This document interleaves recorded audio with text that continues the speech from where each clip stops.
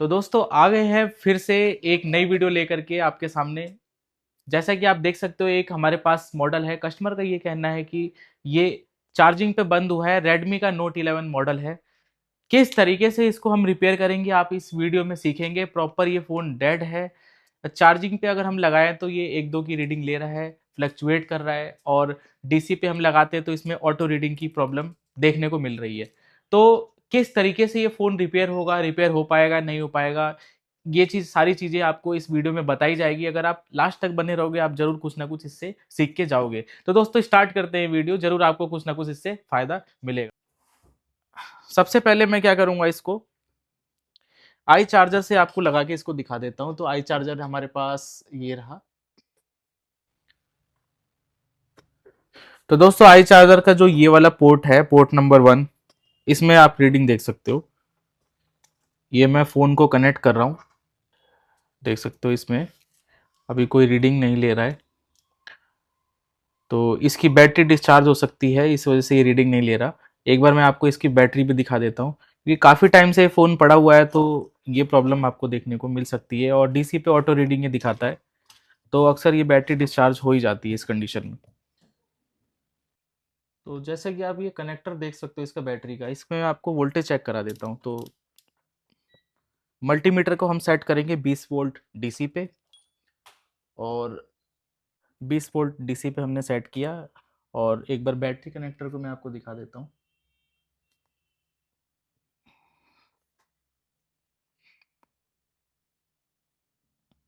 तो ये 3.1 वोल्ट के आसपास इसमें शो कर रहा है। तो बैटरी इसकी बहुत कम है, 3.7 होना चाहिए फ़ोन चालू होने के लिए। बैटरी बहुत कम है। अब मैं क्या करूँगा, आपको डीसी से भी दिखा देता हूँ। तो डीसी पे अगर मैं इसको लगाऊं तो देखो क्या रीडिंग मिलती है। देख सकते हो ये 48 मिली एम्पियर का इसमें रीडिंग ले रहा है। ऑटो कंजप्शन है, इधर वाला माइनस है तो ज़्यादा रीडिंग लेगा। इधर वाला जो पॉजिटिव होता है बैटरी का, ये कम रीडिंग ले रहा है। मतलब इस फ़ोन के अंदर लीकेज है। तो इस लीकेज को हम कैसे देखेंगे, तो इसके लिए हमें क्या करना होगा, चार्जिंग आईसी को हमें ढूंढना है इस बोर्ड के अंदर।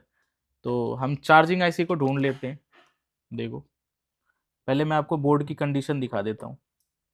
ये देख सकते हो नेटवर्क वगैरह की पूरी प्रॉपर शील्ड निकली पड़ी है। देख सकते हो बोर्ड की कंडीशन जो है। तो वैसे तो कोई दिक्कत नहीं होती जब तक कोई सप्लाई डैमेज ना हो, तब तक। अगर ये ग्राउंड कटा हुआ है तो कोई दिक्कत नहीं आती है। बाकी हम कोशिश करेंगे, देखते हैं कि क्या रिजल्ट मिलता है अपने को। क्योंकि किसी भी चीज़ को दोस्तों बिना करे अगर आप उसको गैस कर लो कि ये हो जाएगा नहीं होगा, तो ये चीज़ आपको खुद से करके देखनी पड़ेगी। तो देख सकते हो। तो कंडीशन आपने देख लिया। हम चार्जिंग आईसी को ढूंढेंगे तो इसमें देख सकते हो 2 चार्जिंग आईसी यहाँ पे लगी हुई है। मैं थोड़ा क्लीन करके दिखाता हूँ आपको।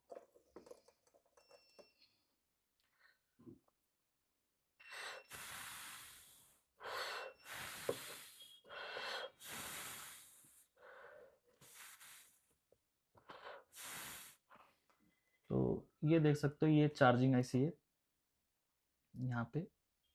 ये मैक्स से इसका नाम शुरू हो रहा है। तो ये तो इसकी मेन चार्जिंग आईसी है जो कि वीपीएच जनरेट करती है। यहाँ पे एक इसका कॉइल लगा हुआ है जो कि वीपीएच कॉइल है। जो कि ये जो कॉइल होता है ये स्विचिंग करता है, हाई एम्पियर को जनरेट करता है, और ये पावर आईसी को वोल्टेज देता है। तो ये चार्जिंग आईसी फ़ोन को भी चार्ज करेगी और मेन पावर आईसी के लिए भी वोल्टेज को बनाती है। इसके अलावा इसमें एक चार्जिंग आईसी यहाँ पे आप और देख सकते हो। यहाँ पे ये साउथ चिप लिखा हुआ है जो कि फास्ट चार्जिंग आईसी है, जो कि आपको 5G के सेटों में ज़्यादातर देखने को मिलती है। साउथ चिप लिखा हुआ है। और इसकी जो पहचान होती है, यहाँ पे आपको 6 के आसपास सेम साइज के कैपेसिटर देखने को मिलेंगे जो कि ग्राउंड से बीप नहीं करेंगे। तो ये कंडीशन आपको यहाँ पे देखने को मिल सकती है। एक बार मैं आपको चेक करा देता हूँ। यहाँ पे हमें आसपास में कहीं शॉर्टिंग देखनी है, अगर शॉर्टिंग यहाँ पे नहीं मिलती है तो फिर एक बार हमें किसी और सेक्शन में हमें ढूंढना पड़ेगा। तो मल्टीमीटर को हम बीप रेंज पे करेंगे और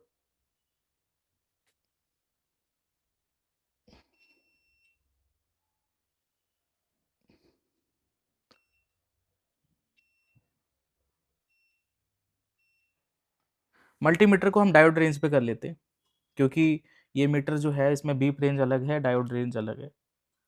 तो देख सकते हो 00 की रीडिंग जो आती है वो बीप होता है। मैं एक बार आपको चेक करा देता हूँ। तो जो भी यहाँ पे कंपोनेंट है, सबसे पहले यहाँ पे हम वीपीएच की कॉइल ही देख लेते हैं, तो जो कि यहाँ पे कॉइल है।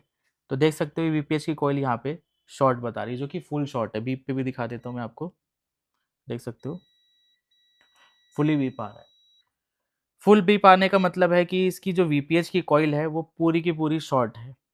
और देख लेते हैं कोई और कंपोनेंट यहाँ पे शॉर्ट तो नहीं आ रहा, तो बीप पे ही देख लेते हैं। ये भी कैपेसिटर शॉर्ट आ रहा है।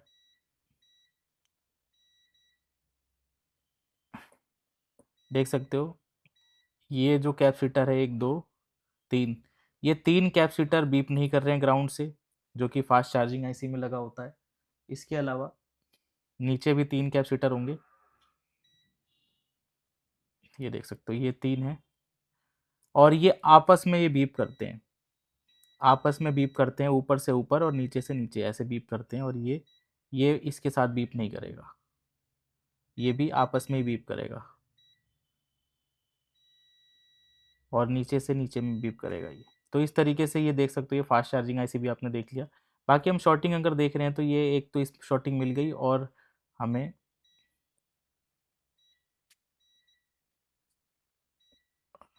और कहीं हमें यहाँ पे शॉर्टिंग नहीं मिल रही है। एक ये जो कैपेसिटर है, इस कैपेसिटर पे भी शॉर्टिंग, मतलब ये आप समझ सकते हो कि अगर वीपीएच की कॉइल, सबसे इंपॉर्टेंट कॉइल होता है ये जो वीपीएच की जो कॉइल है, सबसे इंपॉर्टेंट कॉइल है। जो चार्जिंग आईसी का जो आउटपुट होता है वो वीपीएच की कॉइल से स्विचिंग होते हुए पावर आईसी में जाता है। इस वोल्टेज में बहुत ज़्यादा एम्पियर होता है, जो कि पूरे फ़ोन को ऑपरेट करता है। अगर ये लाइन शॉर्ट हो गई तो मेन पावर आईसी को वोल्टेज नहीं मिलेगा, जिससे पावर आईसी काम नहीं कर पाएगा। उसके आगे का सेक्शन, पावर से आगे का सेक्शन अगर ओके भी रहेगा फिर भी फ़ोन चालू नहीं होता, क्योंकि रीज़न ये है कि उससे पहले की लाइन में ही फॉल्ट रहता है। तो ये वीपीएच की लाइन है, जैसा कि आपने देखा है कि जो इसका सीक्वेंस होता है, पहले बैटरी कनेक्टर होता है, बैटरी कनेक्टर के बाद चार्जिंग आईसी होती है, चार्जिंग आईसी के बाद उसका आउटपुट होता है जो कि वीपीएच होता है, वीपीएच के बाद पावर आईसी होती है, पावर आईसी के बाद होता है जो भी बक कॉइल वगैरह होती हैं, जिससे हाई एम्पियर जनरेट होता है, और वो सीपीयू के लिए, एमएमसी के लिए जो वोल्टेज बनाता है, वहाँ से जो वोल्टेज होता है वो सीपीयू तक, रैम तक और एमएमसी तक जाता है, और उसके बाद फ़ोन आपका चालू होता है, अगर सॉफ्टवेयर ओके होता है उसका। तो ये प्रोसीजर होता है। तो देख सकते हो ये जो वीपीएच की कॉइल है एक तरीके से सेकंड नंबर पे आ रहा है, जो कि बैटरी कनेक्टर हमारा सही बता रहा है। बैटरी कनेक्टर पे भी अगर मैं आपको रीडिंग चेक करा दूं, तो बैटरी कनेक्टर आप देख सकते हो डायोड रेंज पे ये इसका पॉजिटिव सिरा है, तो ये देख सकते हो 506 के आसपास रीडिंग आ रहा है। और अगर मैं रिवर्स में चेक करूं, फॉरवर्ड में अगर मैं चेक करूं, तो देख सकते हो 1780 के आसपास इसमें रीडिंग आ रहा है। तो इसका मतलब ये है कि वीवेट लाइन जो होती है, जो बैटरी कनेक्टर की पॉजिटिव लाइन होती है, वो तो 100% ओके है।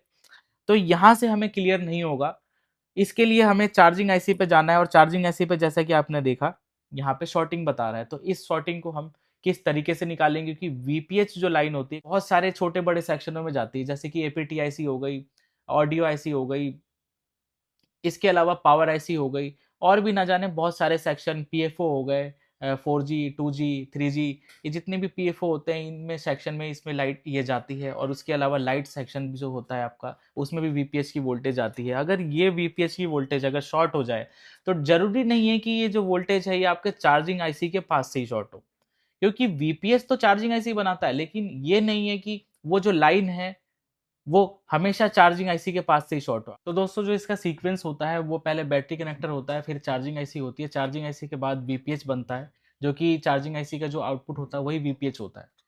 VPH voltage main power IC और कुछ छोटे बड़े सेक्शन में जाता है। मेन पावर आईसी के बाद सीपीयू और एमएमसी को वोल्टेज अगर मिलेगा तो उसके बाद ही फ़ोन आपका चालू होता है जब सॉफ्टवेयर ओके होता है। तो सीक्वेंस में जो दूसरे नंबर का जो प्रोसेस है उसमें फ़ॉल्ट है। बैटरी कनेक्टर पे जैसे कि बैटरी कनेक्टर पे जैसे कि मैंने आपको वैल्यू चेक कराया, देख सकते हो, एक बार फिर से चेक करा देता हूँ मैं आपको। बैटरी कनेक्टर पे आप वैल्यू देख सकते हो, वन साइड हमें वैल्यू देखने को मिल रही है, और इसको मैं अगर फॉरवर्ड वाइज चेक करूं तो देख सकते हो यहाँ पे 1700 के आसपास इसमें वैल्यू देखने को मिल रही है, जो कि ओके की कंडीशन है। तो वीवेट लाइन ओके है, वीपीएच लाइन में फॉल्ट आ रहा है। जो वीपीएच लाइन होती है तो जरूरी नहीं है जो उसमें शॉर्टिंग हो तो हमेशा चार्जिंग आईसी की साइड से शॉर्टिंग हो, क्योंकि वो एक ही लाइन होती है जो कि कई सेक्शन में जा रही है, जैसे कि ऑडियो हो गया, लाइट, ग्राफिक, आपका पीएफओ आईसी हो गई, और एपीटीआईसी हो गई, इसी तरीके से पावर आईसी हो गई, और भी बहुत सारे सेक्शनों में वीपीएच वोल्टेज आता है। अगर उनमें से कोई सा भी एक सेक्शन अगर शॉर्ट हो जाए तो उस कंडीशन में वीपीएच में आपको बीप सुनाई देने लग जाएगा। तो इसका सॉल्यूशन यही है कि हमें रोजिन लगा के देखना पड़ेगा। अगर रोजिन से ये फॉल्ट रिपेयर हो जाता है तो अच्छी बात है, नहीं तो फिर इसके लिए हमें मैनुअल प्रोसेस यूज करना पड़ता है, जिसमें एक एक कैपेसिटर, एक एक आईसी को हमें हटा के देखना पड़ता है वो शॉर्टिंग गई है कि नहीं गई है। तो इसके लिए हमें क्या करना होगा, पहले इसमें रोजिन लगा के अप्लाई करके देखते हैं कि ये शॉर्टिंग निकल पा रही है नहीं निकल पा रही है। तो सबसे पहले हम क्या करेंगे, कैमरे जितने भी हैं इसमें सेम साइज के इसमें दो कैमरे दिख रहे हैं, तो हमें क्या करना होगा, एक बार कैमरे पे ना नंबर लिख करके मैं कैमरा वैमरा निकाल के और फिर उसके बाद आपको रोजिन लगा के दिखाता हूँ।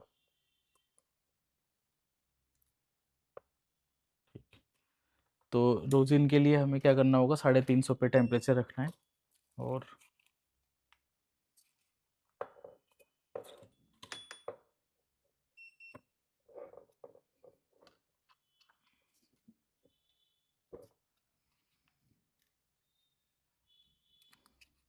रोजिन लगाने का जो तरीका होता है, रोजिन का जो धुआं ऊपर की साइड उड़ता है वो नहीं लगता, जो धुआं इसके नीचे की साइड आता है वही धुआं लगता है, क्योंकि जो भारी धुआं होता है इसका, जो भारी स्मॉग होता है वही लगता है बोर्ड में।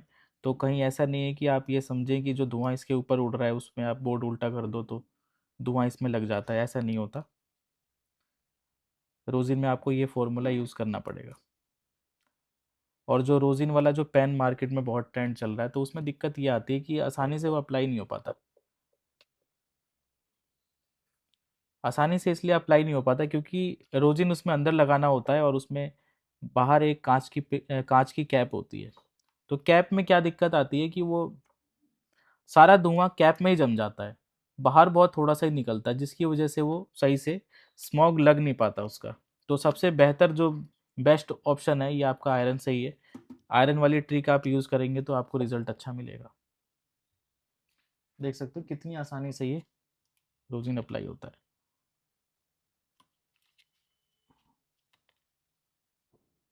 तो जहाँ जहाँ पे हमें सेक्शन इसका डाउट लग रहा है, जहाँ पे वीपीएच जाता है वहाँ पे हमें रोजिन लगा देना है।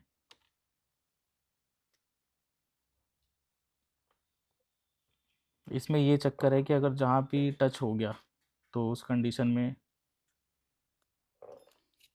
काला पड़ जाएगा ये, तो पता नहीं लगेगा।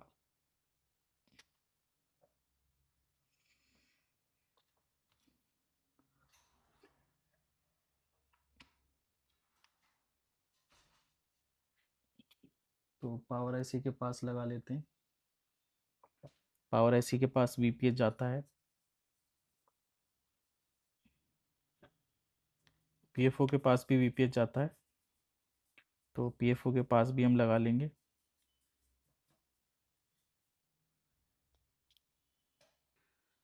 तो देख सकते हो रोजिन हमने लगा लिया इसमें। रोजिन लगाने के बाद अब मैं क्या करूँगा, इसमें वोल्टेज अप्लाई करूँगा। वोल्टेज हमें कितना देना है तो ये चीज़ ध्यान रखना आप। अगर जिस लाइन में आप वोल्टेज देना चाहते हो वो लाइन पहले आपको देखना पड़ेगा, वो लाइन कितने वोल्ट की है। तो जैसे कि ये वीपीएस लाइन में शॉर्टिंग है तो वीपीएस लाइन जो है वो 4 वोल्ट की होती है, तो 4 वोल्ट के आसपास हम इसमें वोल्टेज देंगे। तो डीसी मशीन से मैं 4 वोल्ट के आसपास वोल्टेज देता हूँ, जो कि वीपीएच की लाइन है।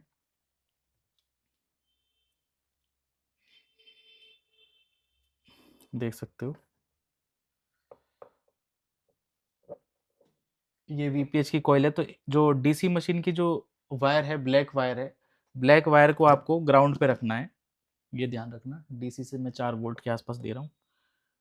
ब्लैक वायर को आपको ग्राउंड रखना है और जो रेड वायर है, रेड वायर पॉजिटिव, उससे आपको वोल्टेज अप्लाई करना है। तो ये देख सकते हो, जैसे ही मैंने इस पर टच कर रहा हूँ इस कॉइल पे, तो यहाँ पे आसपास में कोई भी हमें मेल्ट होता हुआ नहीं दिखा, कोई भी कैपेसिटर। बैक साइड देखते हैं एक बार, तो यहाँ पे कहीं भी मेल्ट यहाँ पे नहीं देखने को मिल रहा है। बैक साइड में, बैक साइड में भी नहीं देखने को मिल रहा है। यहाँ पे ये कॉइल है तो ये तो नहीं मेल्ट हो सकती।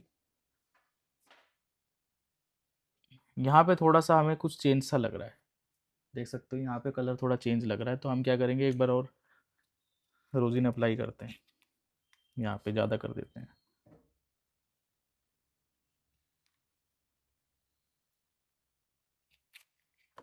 फिर से एक बार अप्लाई करते हैं वोल्टेज। तो वोल्टेज हम वीपीएच कॉइल पे ही देंगे, ये ध्यान रखना आप।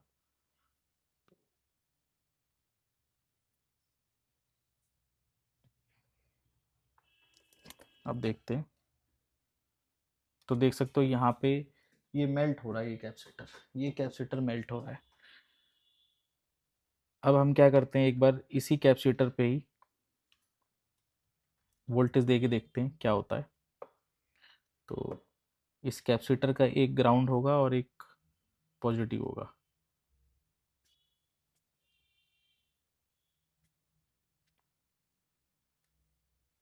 देख सकते हो मेल्ट हो रहा है। तो ये जो कैपेसिटर है, इसी कैपेसिटर से ही फॉल्ट है। हम क्या करेंगे, इस कैपेसिटर को हटा देंगे। हटाने के बाद रिजल्ट देखते हैं वीपीएच की कॉइल में शॉर्टिंग जाती है या नहीं जाती है। तो इसको मैं तोड़ देता हूँ।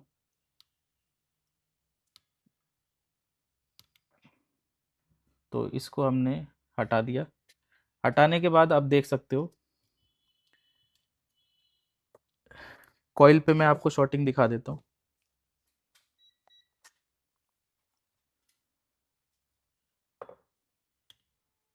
तो देख सकते हो यहाँ से शॉर्टिंग हट चुकी है, जो कि पहले यहाँ पे जो बीप देखने को मिल रहा था, लेकिन अब यहाँ पे 250 के आसपास इसमें वैल्यू आ गई है। तो अब एक बार मैं इसको चालू करके देखूंगा क्या रिस्पॉन्स मिलता है। तो बैटरी तो कम है, 3 वोल्ट से ऊपर है, तो इसमें चार्जिंग लोगो आ सकता है। अगर नहीं आएगा तो इसको हमें बूस्ट करना पड़ेगा बैटरी को पहले। तो बैटरी कनेक्टर हम इसमें लगा देते हैं, इसको कुछ इस तरीके से चार्जर पे लगाता हूँ और फिर देखते हैं। तो इसमें देख सकते हो एम्पियर इसने उठा लिया और ये डिस्प्ले का लोगो आ चुका है। और यहाँ पे मैं अगर एम्पियर दिखाऊँ आपको, तो 1.3 के आसपास इसमें एम्पियर उठा लिया इसने। तो एक बार दोबारा से चार्जर निकाल के लगाता हूँ, देख सकते हो।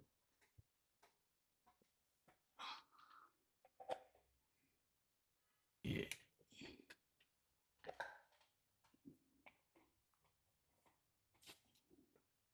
तो इसकी बैटरी काफ़ी डिस्चार्ज है, देख सकते हो इसमें लोगो आ चुका है। नॉर्मल शॉर्टिंग थी, आसानी से निकल जाती है। अगर रोजिन से निकल जाए तो ठीक है, नहीं तो फिर आपको मैनुअली प्रोसेस यूज़ करना पड़ेगा। तो इस तरीके से आसानी से ये शॉर्टिंग ये निकल चुकी है। एक बार मैं इसको बूस्ट करके फिर दिखाऊंगा आपको कि ये कंप्लीट चालू हुआ कि नहीं। तो इसको मैं क्या कर रहा हूँ, बूस्ट कर देता हूँ बैटरी को, जो कि 3 वोल्ट से ऊपर हो जाएगी ये बैटरी। तो इधर वाला माइनस और इधर वाला प्लस है। थोड़ा सा हम इसको बूस्ट करके और फिर देखते हैं। तो ये देख सकते हो 1% के आसपास इसमें चार्जिंग उठा लिया है। एक बार मैं इसको चालू करता हूँ चिमटी से, ये चालू होने लग गया है फ़ोन। तो थोड़ा सा वेट करते हैं फिर देखते हैं। के साथ दोस्तों ये कंप्लीट फ़ोन चालू हो चुका है, टच वगैरह परफेक्टली वर्क कर रहा है, देख सकते हो सही से काम कर रहा है। इसी तरीके से छोटे छोटे फॉल्ट दोस्तों आप अपनी दुकान पे आसानी से निकाल सकते हो। कैसी लगी वीडियो कमेंट में जरूर बताएं। इसी के साथ एलईडी टीवी स्मार्टफोन का एडवांस कोर्स करने के लिए स्क्रीन पे दिए हुए नंबर पे आप कांटेक्ट करके इन्फॉर्मेशन ले सकते हैं। हमारी ब्रांच दिल्ली में है। मिलते हैं किसी नेक्स्ट नॉलेजेबल वीडियो के साथ, तब तक के लिए अपना ख्याल रखें। बाय बाय दोस्तों।